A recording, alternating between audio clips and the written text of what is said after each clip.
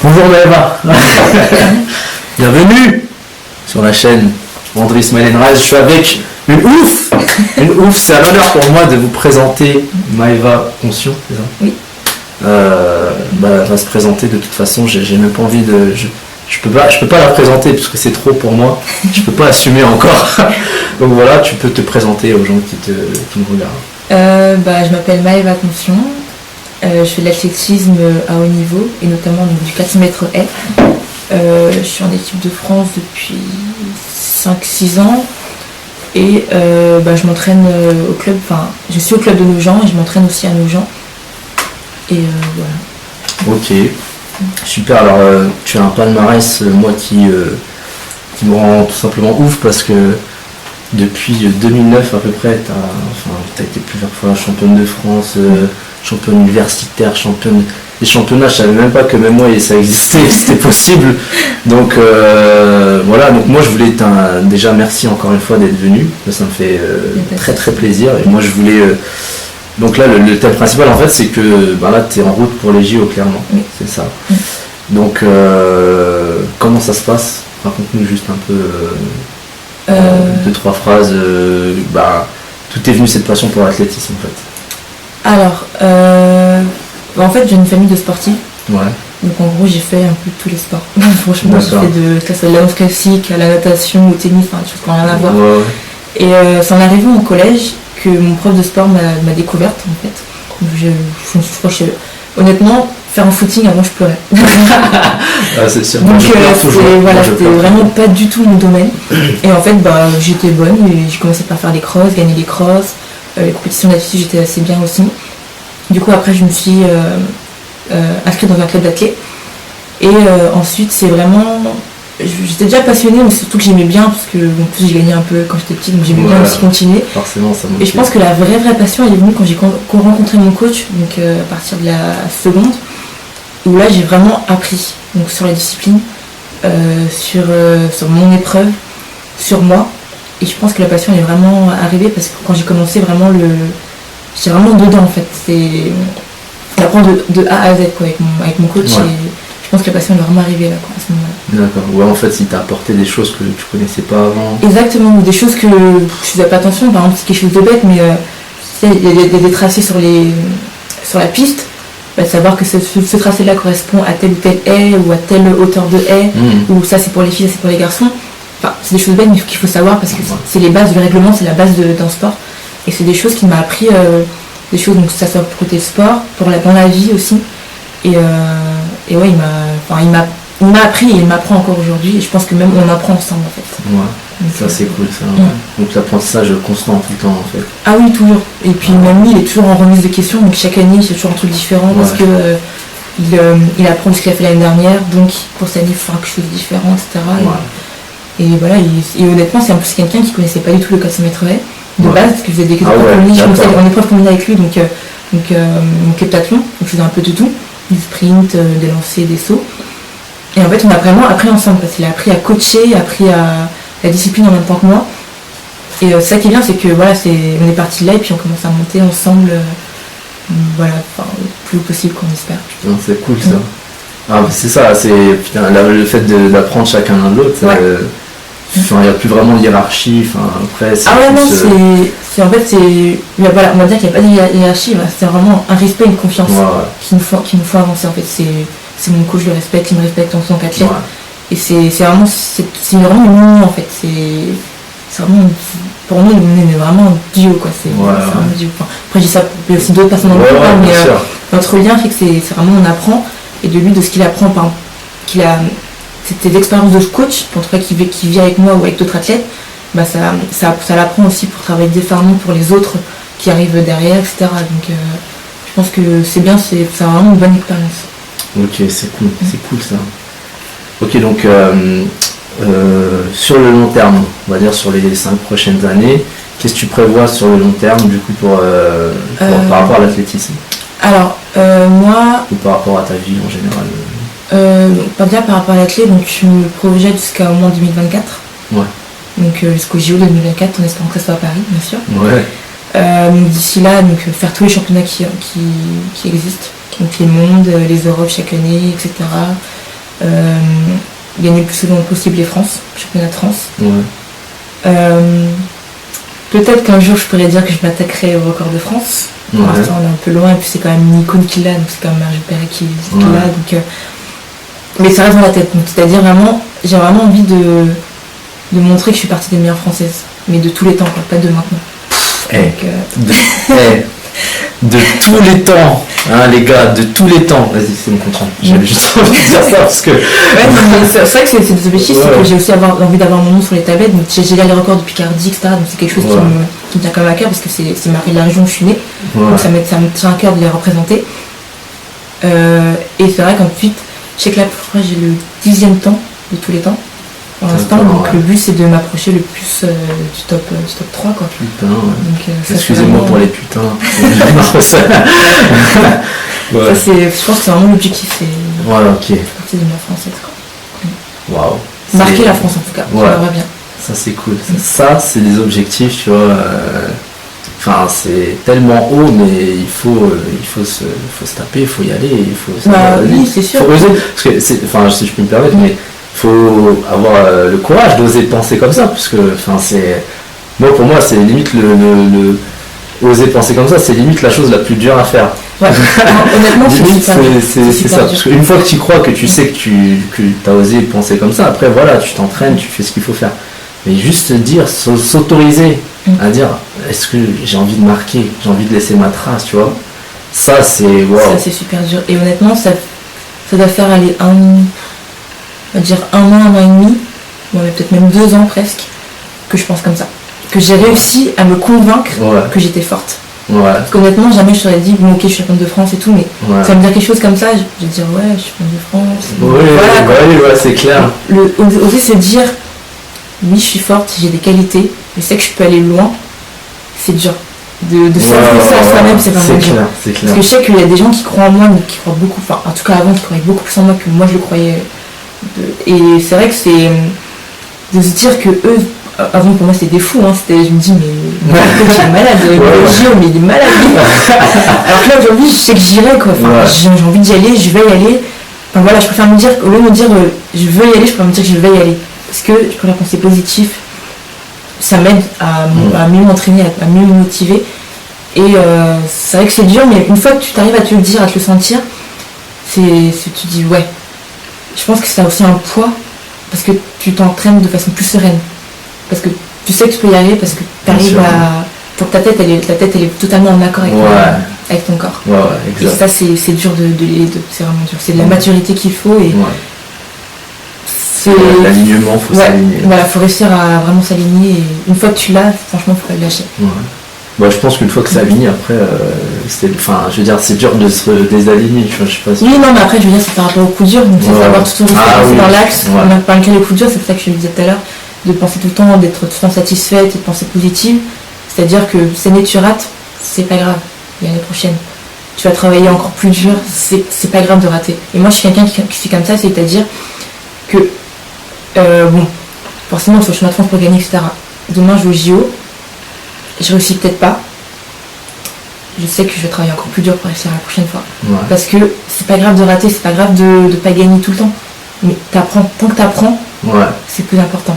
Pour moi, c'est limite plus important d'apprendre que de gagner. C'est ça. Donc, moi, je suis totalement d'accord avec toi. Pour moi, c'est l'apprentissage qui prime parce que on est obligé de faire des erreurs pour apprendre. C'est des erreurs qu'on apprend. Donc, exactement. Clairement. Oh là là. Ok, donc prochaine question. Alors, du coup, quelles sont pour toi, on va dire, les 5 clés ou les 3 clés, ou peu importe les nombres, quelles sont les choses les plus importantes pour toi pour atteindre ces objectifs? C'est un petit peu déjà, je pense que je vais reprendre avoir confiance en soi. Confiance en soi. Réellement. Avoir confiance en soi et avoir conscience de qui on est. Et de ce qu'on est, de ce qu'on a, donc nos qualités, comme nos défauts. De savoir, vraiment de prendre conscience de cette chose-là. Je pense que c'est encore plus dur de prendre conscience, parce que si on n'a pas confiance, on ne peut pas avoir confiance. Donc déjà, il y a cette chose-là qui est vraiment importante. Ensuite, de savoir où on va. Donc vraiment, quels sont nos objectifs, pourquoi on y va, que ce soit vraiment pour nous, et pas parce que mon père veut que je sois la championne du monde, ou parce que... Enfin voilà, vraiment que ce soit quelque chose qui soit pour nous, parce que pour moi, si c'est pas quelque chose qu'on fait pour soi, on va porter des chemins comme ça. On va essayer d'esquiver. Voilà, ça va être dur d'y arriver, je pense. Ouais. Donc vraiment de faire quelque chose pour soi, pour s'épanouir, que ce soit pour l'épanouissement, pour que ce soit personnel, professionnel, etc. Mais vraiment que ce soit pour soi. Ensuite, je dirais tout ce qui est persévérance. Forcément, persévérer. Si on tombe, c'est pas grave, tu te relèves tout de suite, tu recours. C'est vraiment, pour moi, la persévérance, c'est le mot d'ordre, surtout dans une discipline comme la mienne, qui est extrêmement compliquée. C'est jusqu'à 100 mètres haies, donc il y a 10 haies. En fait, moi, je le vois comme 10 obstacles. Pour arriver à la ligne, il faut passer 10 obstacles. Comme dans la vie, tu as des obstacles, tu les franchis et tu y arrives. Donc, c'est-à-dire que si tu l'as pas passé, c'est pas grave, tu te relèves, le prochain, tu vas le passer. C'est pas grave. Et en fait, c'est comme ça que je vois, donc c'est vraiment, faut persévérer et continuer à se dire que rien n'est fini tant que la ligne n'est pas franchie. Ça veut rien dire.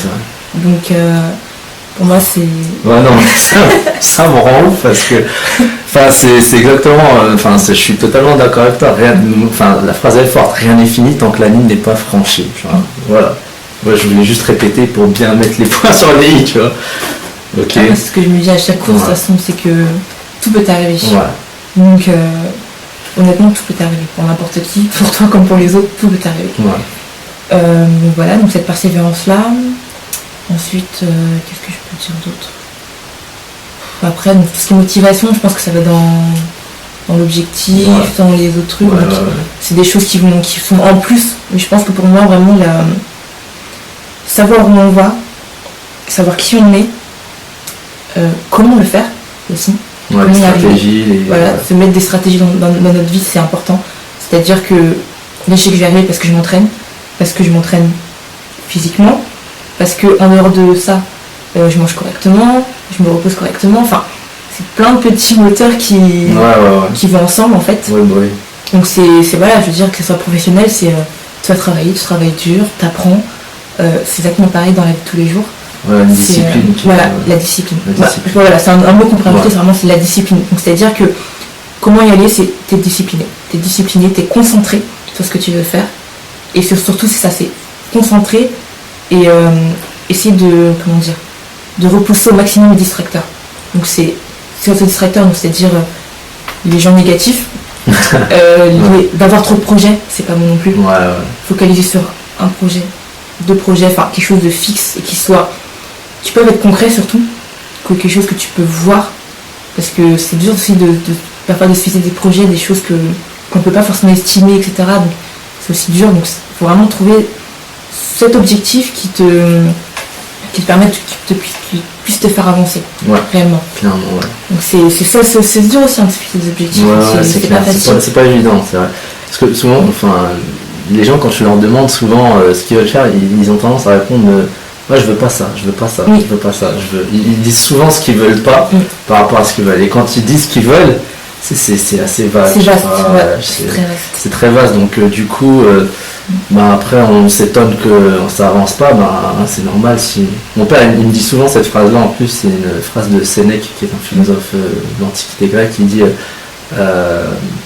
il n'y a pas de vent favorable à celui qui ne sait pas où il va. Il me dit souvent ça, donc c'est clair. C'est une bonne phrase. Et moi, il me l'a dit souvent, donc c'est clair que tu peux pas... si tu sais pas où tu vas, tu peux pas avancer correctement. Exactement, c'est pour ça, c'est vraiment, faut savoir où aller, quoi. Et quand tu sais, il faut y aller, quoi. Il faut se lancer, il faut y aller. Voilà, c'est clair. Vous avez entendu, ça c'est une championne qui parle là, c'est pas là, moi je reçois comme vous. Donc du coup, j'ai vu que tu étais en master aussi d'optimisation... La performance sportive, pardon, excuse-moi. Du coup, ça tend vers tu fais un mémoire sur le coaching mental, tu m'as dit. Oui, voilà. Donc du coup, je voulais savoir qu'est-ce qui t'intéresse dans le coaching mental, parce que c'est vrai que dans le sport, on a tendance à beaucoup valoriser tout ce qui est performance sportive, physique, etc. Et du coup, pour toi, qu'est-ce que le coaching mental, qu'est-ce que le mental apporte dans ta discipline? Donc honnêtement, pour moi, je pense que c'est dans une discipline qui est très dure physiquement et sans mental qui n'y arrive pas, honnêtement. Donc c'est-à-dire que si je me prends mon cas, je ne vais pas forcément travailler donc, avec un préparateur ou autre, mais pour moi à chaque séance, le mental est travaillé quand même. C'est-à-dire que quand tu vas faire 5 fois 300 à fond et qu'au bout du deuxième tu es totalement mort, c'est ta tête qui te dit de te lever, c'est pas tes jambes. Donc c'est ta tête qui dit les jambes ça va, vous n'êtes pas si fatigué que ça, remettez-vous au travail, hop, il faut y aller. Pour moi, l'athlète, c'est vraiment le moteur de tout le corps. Et du coup, je pense qu'à chaque séance, à chaque truc, même par exemple, je vais faire des séances que j'aime pas du tout, mais je le fais parce que je sais qu'il faut le faire. Et c'est ma tête qui me dit de me lever le matin à 8h parce que je dois aller faire une séance de côte ou voilà. Enfin, pour moi, le mental il est très important. Et donc j'ai découvert vraiment la préparation mentale, déjà au gré de ma licence, puis en faisant dans le master. Et ça m'intéresse beaucoup parce que je pense que ça peut vraiment permettre à un athlète, dans n'importe quel sportif, même dans la vie de tous les jours, à quelqu'un de se surpasser, de trouver cette petite clé qui va te faire le déclic en fait. Parce que souvent, c'est comme disait, les gens se cherchent, ils savent pas encore leur objectif, etc. Et travailler sur ça avec eux, ça leur permet du coup vraiment d'avoir cet accompagnement en plus en fait. Et les permettre de se découvrir eux-mêmes par exemple, ou même parler c'est du coaching mental. Tu parles, et là tu vas dire un truc, et ce truc-là, ça va être le truc que tu n'as jamais osé dire parce que quelqu'un a réussi à te faire parler, te faire verbaliser ce que tu penses. Et voilà. Et donc pour moi, le coaching, c'est super intéressant. Et du coup, ça fait déjà 2 ans que j'oriente mes mémoires dessus. Donc là, par exemple, cette année, j'essaie de proposer un programme de préparation mentale, donc à deux athlètes de mon groupe, pour du coup les aider vraiment à avancer, parce que des fois, il leur manque ce petit truc de mental en plus pour vraiment. C'est vraiment, c'est rien, mais c'est le mental qui travaille. C'est clair. Et quand je vous disais tout à l'heure, ça faisait 2 ans que je pensais vraiment, on va dire, comme une gagnante, que quand j'étais forte, c'est parce que mentalement, je pense que j'ai eu ce déclic qui est arrivé. Honnêtement, je ne sais pas comment il est arrivé, mais il est arrivé. Et sur les cours, ça s'est vu tout de suite, que sur l'entraînement, autant avant, j'avais peur, même en entraînement, j'avais peur, je me dis, oh là là, je vais avoir mal. Maintenant, je pense plus, je sais que je vais avoir mal, mais j'y vais et je fonce pour avoir mal. Et rien que ça fait toute la différence. De penser comme ça, de penser positivement, enfin, c'est quelque chose qui joue énormément. Et je pense que du coup, tout ce qui est coaching mental, comme la nutrition et autres, c'est quelque chose qui apporte beaucoup à l'athlète. Qui peut vraiment qui peut apporter, et comme ça peut être aussi quelque chose qui peut manquer à l'athlète. Je pense du coup, c'est quelque chose, je pense qu'il y a le physique, ça sera toujours primordial le travail physique, c'est sûr et certain. Mais cet accompagnement, je pense qu'il peut faire vraiment évoluer l'athlète. Et le faire prendre conscience, être plus mature, etc. grâce au mental. D'accord, c'est super. Donc du coup, vous avez entendu, vous êtes tous athlètes dans votre domaine au final. Donc entraînez-vous, peu importe dans ce que vous faites, aussi bien physiquement que mentalement. Il le faut, c'est important. Ok, dernière question. Qu'as-tu à dire pour les gens qui ont peur de se lancer, peu importe le projet, parce que toi t'es quand même, l'objectif c'est vraiment les JO 2016, donc de cette année. C'est au mois d'août, c'est ça? Oui. Ok, et donc c'est quand même un gros projet, c'est quand même quelque chose mondial. Et pour toutes les personnes, peu importe le domaine de vie, que ce soit, je sais pas, changer d'orientation, je sais pas, ouvrir sa boîte, reprendre ses études, ou peu importe, qu'est-ce que tu as à leur dire pour ces gens qui ont encore des blocages, qui savent pas encore, qui n'osent pas se lancer tout simplement? Ce que je pourrais dire, c'est d'essayer. C'est comme mon coach me dit tout le temps, j'arrive pas, je connais pas. Donc, t'essayes. Tu peux te planter, honnêtement tu peux te planter, mais c'est pas grave, tu sauras pas la prochaine fois.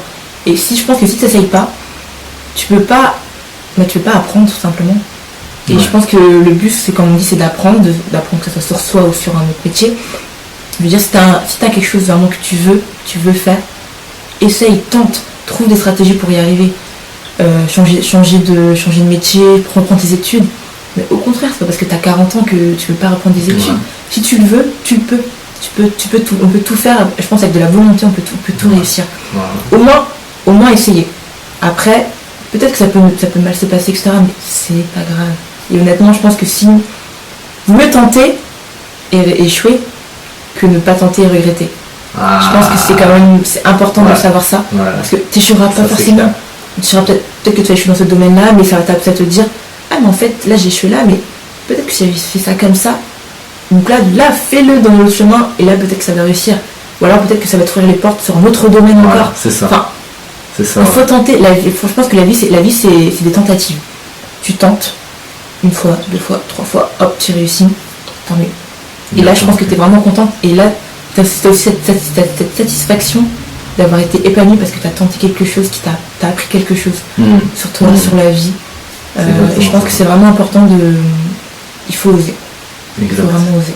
C'est ça. Attends, je regarde juste si ça filme toujours. Ouais, c'est bon. Parce que des fois, je sais pas, écoute. Ouais, d'ailleurs, en parlant de regrets, parce que tu as parlé de regrets tout à l'heure, mon père il me dit souvent aussi, mon père est un sage caché, je crois, il me dit souvent, regretter, c'est mourir 2 fois. Parce que tu meurs, tu regrettes, tu meurs parce que tu regrettes, et tu meurs une deuxième fois quand tu meurs dans la vraie vie, quoi. Donc, ouais, c'est clair, je pense que c'est ça. Moi, j'ai l'habitude de me dire, avant de prendre une décision, de me dire, je m'imagine, c'est glauque un petit peu ce que je vais dire, mais je m'imagine sur mon lit de mort, entouré de tous mes proches, et genre ils me disent voilà, qu'est-ce que tu aurais voulu faire dans ta vie, etc. Et je m'imagine en train de me dire ouais, qu'est-ce que j'aurais voulu vraiment faire dans ma vie, est-ce que cette décision là je me projette et je me dis putain, j'aurais dû, si je me vois en train de me dire ouais, j'aurais dû faire ça, on sait dire que c'est une décision que j'aurais dû prendre et que je dois faire maintenant, tu vois. Je me dis souvent ça, donc ouais, c'est clair, mais donc essayer, tenter, apprendre. Ah oui, mais et les erreurs, et ça je pense que c'est un problème, c'est que je pense que ça vient de l'école et de l'éducation. Les gens ont peur d'échouer. Les gens ont peur d'échouer et ont peur de faire des erreurs. Parce qu'il y a toute cette tout ce qui tourne de l'éducation te dit oui, les erreurs c'est pas bien, c'est faire des fautes.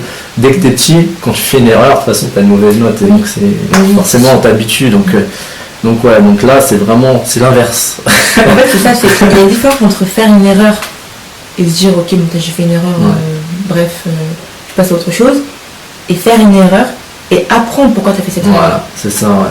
Et je pense que c'est vraiment ça que je dis, c'est tu tentes, hop, t'as fait une erreur, ah bon, pourquoi? Donc là j'ai vu ça, donc ça j'ai pas fait, ça, ça remonte peut-être au tout début, ce truc-là il fallait faire un autre choix, hop, tu changes. Et je pense que c'est important du coup d'apprendre pourquoi. C'est comme quand des fois t'as des copies, tu dis bon t'as telle note, mais t'as aussi savoir pourquoi t'as cette note. Qu'est-ce qui fait que t'as pas les 5 points en plus, etc. Enfin, pourquoi.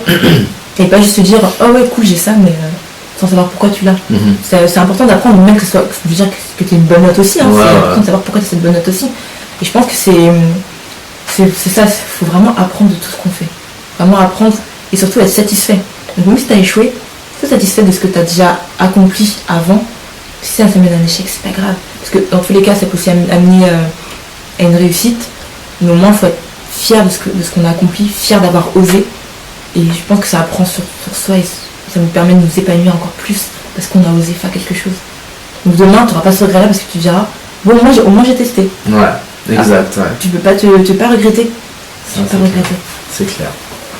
Ok,